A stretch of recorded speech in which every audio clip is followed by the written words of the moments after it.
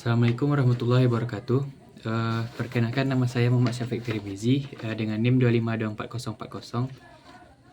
Saya akan memulai menjelaskan materi tentang UTS. Yang pertama tentang dasar komputer. Komputer adalah perangkat elektronik yang menggunakan perangkat elektronik yang memanipulasi informasi atau data. Komputer berguna untuk menyimpan, mengambil, dan mengolah data. Komputer juga bisa digunakan untuk mengetik dokumen, mengirim email, bermain game, dan lain-lain. Beberapa fungsi dan manfaat komputer, yang pertama adalah sebagai sarana mempermudah pekerjaan kita. Dan yang kedua, untuk sarana komunikasi, seperti kita bisa melihat teman kita atau saudara kita yang berjauhan dengan kita melalui webcam. Bisa juga kita mengirimkan pesan, mengirimkan gambar atau file kepada mereka, dan lain-lain. Yang ketiga itu sebagai alat hiburan. Kita bisa menggunakan internet untuk mendengarkan lagu melalui internet atau menonton video melalui internet, dan bisa juga untuk bermain game. Lalu yang keempat, untuk sarana alat pendidikan. Yang kelima sebagai sarana informasi, dan yang keenam sebagai sarana usaha. Kita bisa membuka rental komputer, bisa juga membuka warnet, dan kita bisa juga membuka jasa percetakan. Yang ketujuh sebagai sarana untuk mengontrol operasi sistem seperti kamera security atau eskalator. Macam-macam jenis komputer, ada beberapa jenis, yaitu yang pertama komputer desktop. Komputer desktop dirancang untuk ditempatkan di atas meja, dan komputer desktop memiliki beberapa komponen dasar. Contohnya seperti case atau kotak komputer. Case atau kotak komputer adalah kotak berbahan logam dan plastik yang berisi komponen utama dari komputer. Yang kedua, ada monitor atau layar. Yang ketiga, adanya keyboard untuk berinteraksi dengan komputer. Dan yang kelima, ada mouse untuk menunjuk dan atau menggeser simbol yang ada pada monitor.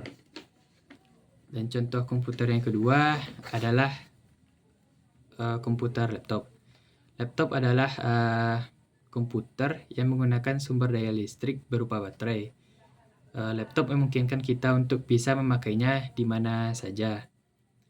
Yang ketiga adalah komputer tablet. Tablet adalah komputer genggam yang menggunakan layar sentuh sebagai pengganti keyboard dan mouse untuk mengetik. Dan yang keempat adalah komputer server. Komputer server adalah komputer yang mengelola permintaan informasi dari komputer lainnya yang terhubung dengannya pada suatu jaringan komputer. Yang kelima adalah PC atau personal komputer. PC mempunyai fungsi utama, yaitu untuk melakukan pengolahan data input-output sederhana sesuai kebutuhan penggunanya. Komponen utama dari komputer ada dua, yaitu yang pertama hardware. Hardware adalah salah satu komponen dari sebuah komputer yang sifat alatnya berbentuk nyata, yang berfungsi untuk mendukung proses komputerisasi. Contohnya seperti keyboard dan mouse. Dan yang kedua adalah software. Software adalah instruksi yang memberikan perintah kepada perangkat keras tentang apa yang akan dilakukan dan bagaimana untuk melakukannya. Materi kedua adalah hardware. Hardware disebut juga dengan perangkat keras, yaitu salah satu komponen dari sebuah komputer yang sifat alatnya itu berbentuk nyata atau berbentuk fisik, yang berfungsi untuk mendukung prosesnya sebuah komputer. Komputer terdiri dari beberapa komponen yang merupakan suatu sistem. Sistem adalah komponen-komponen yang saling bekerja sama membentuk suatu kesatuan. Apabila salah satu komponen komputer itu tidak berfungsi, maka akan mengakibatkan tidak berfungsinya proses pada komputer itu dengan baik. Lalu hardware dibagi menjadi beberapa bagian, yaitu yang pertama input device. Input device adalah perangkat yang berfungsi untuk memasukkan data pada komputer. Contohnya seperti keyboard dan mouse. Yang kedua itu CPU atau Central Processing Unit. CPU adalah pusat dari semua pemrosesan data yang diinputkan oleh komputer. Yang ketiga adalah memori. Memori berguna untuk menampung data yang akan diproses dan data yang setelah diproses dan dari CPU. Yang keempat adalah output device. Output device adalah perangkat yang berfungsi untuk menampung dan menghasilkan data yang dikeluarkan melalui perangkat lain. Contohnya seperti speaker, printer, dan lain-lain. Lalu yang kelima adalah interface. Interface adalah penghubung antara CPU dengan perangkat input dan perangkat output. Yang keenam adalah secondary storage. Secondary storage berfungsi untuk menyimpan program dan data. Lalu struktur hardware komputer. Struktur hardware komputer itu ada 5. Yang pertama input device. Input device itu berfungsi untuk memasukkan data pada komputer, contohnya seperti keyboard, mouse. Lalu yang kedua itu adalah proses device. Digunakan untuk memproses atau mengolah data pada komputer. Yang ketiga adalah output device. Output device berfungsi untuk menampilkan hasil dari input pada komputer. Lalu yang keempat adalah storage, yaitu komponen untuk menyimpan data pada komputer. Contoh dari storage itu adalah flash disk dan hard disk. Yang kelima adalah perangkat tambahan. Perangkat tambahan fungsinya untuk membantu komputer dalam menjalankan instruksi pengguna. Contohnya TV tuner dan kartu suara. Yang ketiga adalah software. Software adalah sekumpulan data elektronik yang disimpan pada komputer berupa program atau instruksi yang akan menjalankan suatu perintah. Jenis-jenis software ada 2, itu sistem software. Sistem software terbagi menjadi 2, yaitu sistem operasi. Sistem operasi adalah sistem yang mengelola perangkat keras dan menyediakan layanan untuk software aplikasi. Contohnya seperti Windows dan Linux. Lalu yang kedua utility software adalah alat untuk mengelola dan memelihara komputer. Contohnya antivirus dan disk management tools.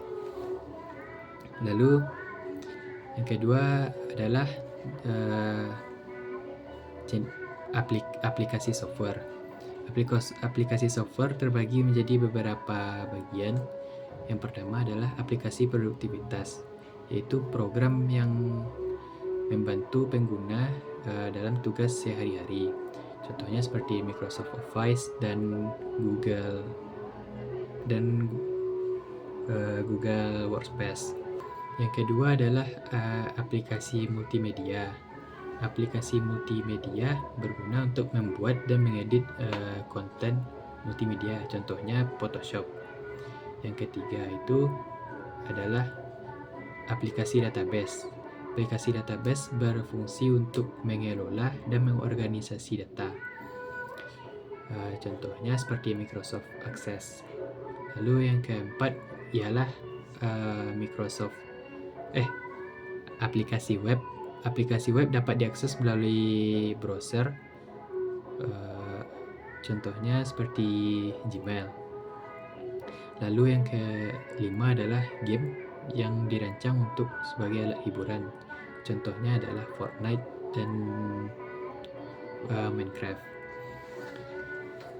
Lalu beberapa fungsi komputer adalah yang pertama sebagai dasar kebutuhan komputer, yang kedua untuk mengatur hardware pada komputer, yang ketiga untuk sebagai penerjemah perintah pada software yang lain yang masih ada dalam bahasa mesin.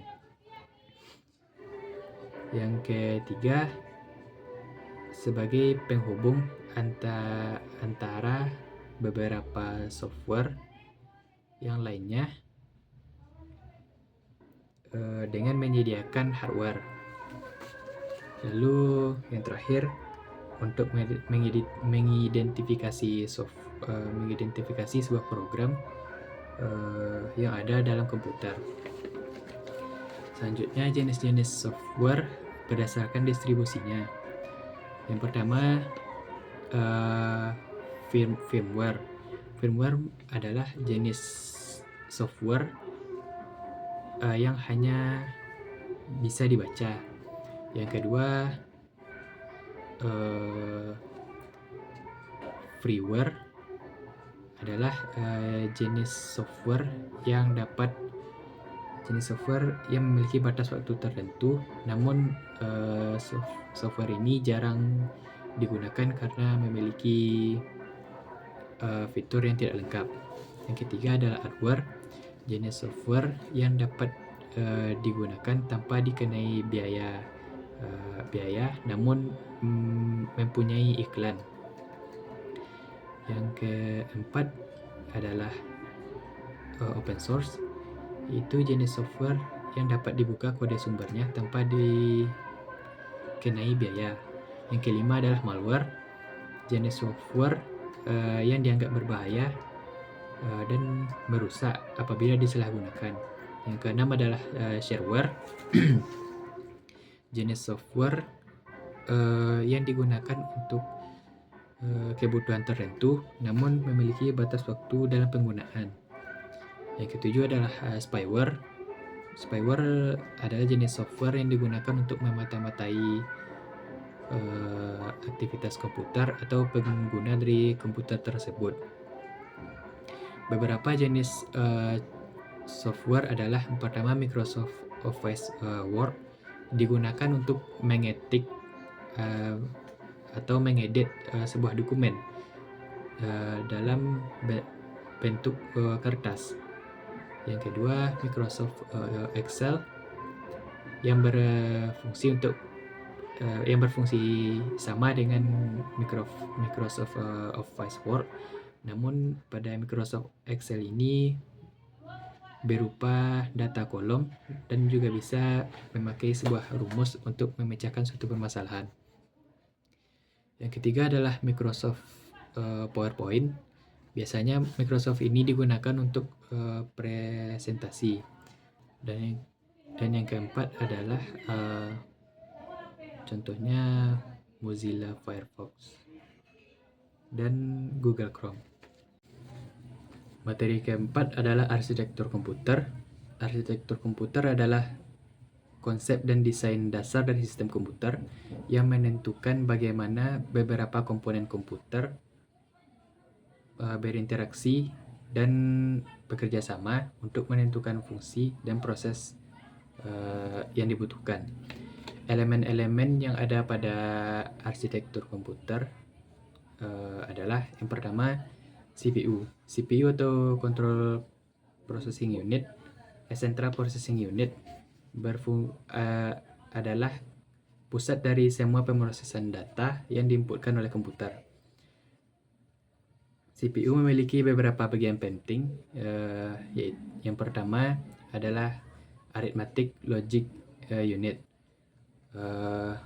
Arithmetic Logic Unit berfungsi untuk menangani operasi tentang aritmetika dan logika.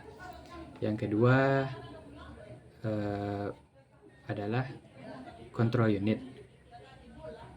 Control Unit berguna untuk mengatur dan mengontrol instruksi di dalam sistem komputer dan mengarahkan data dari satu komponen ke komponen lainnya. Yang ketiga adalah registers, yaitu penyimpanan data sementara pada CPU. Lalu elemen arsitektur yang kedua adalah memori. Memori yaitu komponen penyimpanan di komputer yang berguna untuk menyimpan data. Contohnya adalah RAM atau Random Access Memory. RAM adalah memori utama yang menyimpan data dan instruksi secara sementara, di mana data itu pada RAM akan hilang ketika komputer itu dimatikan. Lalu ada ROM atau Read Only Memory, yaitu memori yang menyimpan instruksi secara tetap. Data pada ROM tidak akan dapat dirubah dan tidak akan hilang meskipun komputer mati. Lalu yang ketiga ada System Bus. System Bus adalah jalur komunikasi yang menghubungkan berbagai komponen komputer sehingga data dapat ditransfer antar komputer. Lalu yang keempat ada input output. Input adalah perangkat yang berfungsi untuk memasukkan data pada komputer, sedangkan output adalah perangkat yang menampilkan hasil dari sebuah proses. Lalu yang kelima ada penyimpanan sekunder. Penyimpanan sekunder adalah penyimpanan sekunder berfungsi untuk menyimpan data secara permanen. Contohnya adalah hard drive, flash drive, dan SSD. Yang keenam adalah clock system atau pengaturan jam. Clock system memberikan pulsa waktu untuk menentukan kecepatan CPU dalam menjalankan instruksinya. Semakin cepat, semakin besar frekuensi clock, maka akan semakin cepat pula CPU dalam mengerjakan instruksinya. Lalu yang ketujuh adalah arsitektur Von Neumann dan Harvard. Arsitektur Von Neumann adalah sistem di mana instruksi program disimpan dalam memori. Sistem di mana instruksi program dan data disimpan dalam memori yang sama. Sedangkan Harvard adalah memisahkan instruksi dan data, memisahkan memori antara instruksi dan data. Lalu yang ke-8 ada pipeline. Pipeline merupakan teknik pemrosesan yang memungkinkan untuk mengeksekusi instruksi secara bersamaan dalam tahap yang berbeda. Yang ke-9 ada cache. Cache adalah memori kecil yang berkecepatan tinggi, yang menyimpan data secara sementara yang sering diakses oleh CPU. Yang ke-10 adalah graphic processing unit, atau disingkat yang GPU, adalah sistem yang berguna untuk mengelola grafik pemrosesan secara kompleks. Sekian, terima kasih.